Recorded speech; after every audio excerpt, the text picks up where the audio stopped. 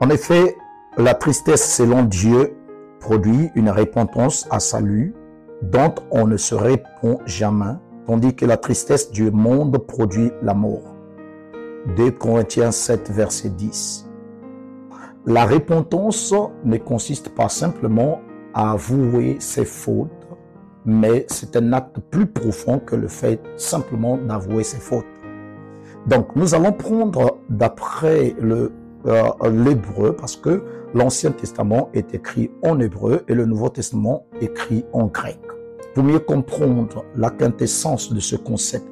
D'ailleurs, la Bible le dit, en hébreu, le mot repentance est souvent traduit par teshuva ou encore teshuva, qui signifie littéralement retour. Il est utilisé pour décrire le processus de retour à Dieu après avoir commis une faute ou un péché. Mais en dehors de teshuva, il y a aussi le mot nakam ou encore nasham, si vous voulez.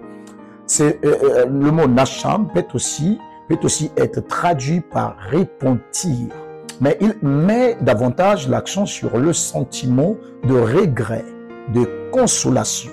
Il est souvent utilisé dans le sens de se sentir désolé ou se consoler. Vous voyez que non, le mot montre que la repentance nous apporte le soulagement, le réconfort. Une personne qui se répand se libère. Ils se sent mieux.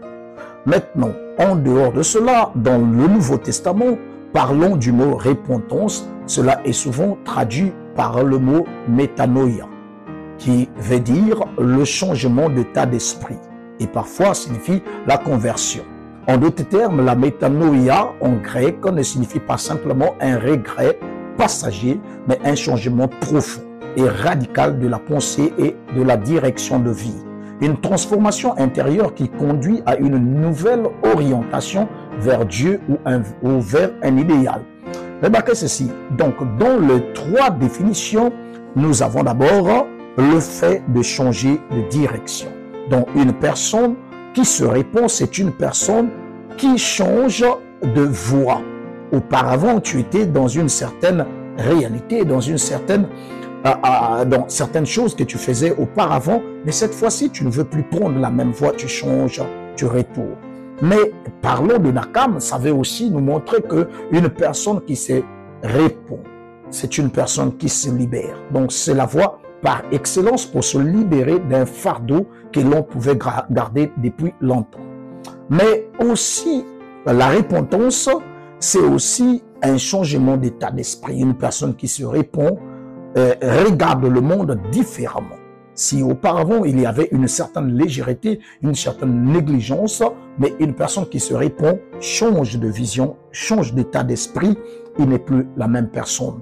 Il subit une transformation. Voilà pourquoi il est très important de se repentir, parce que non seulement que nous changeons de voie, mais aussi cela apporte la paix intérieure. Ça vous libère de tout ce que vous avez comme fardeau. Voilà pourquoi le Christ dit que non, son fardeau est doux et léger. Une personne qui se confie au Seigneur, c'est une personne qui se libère de certains poids qu'il était en train de porter depuis longtemps. Certainement, vous allez me dire que non, mais quand je me réponds, les gens vont se moquer de moi, les gens vont faire ceci, cela.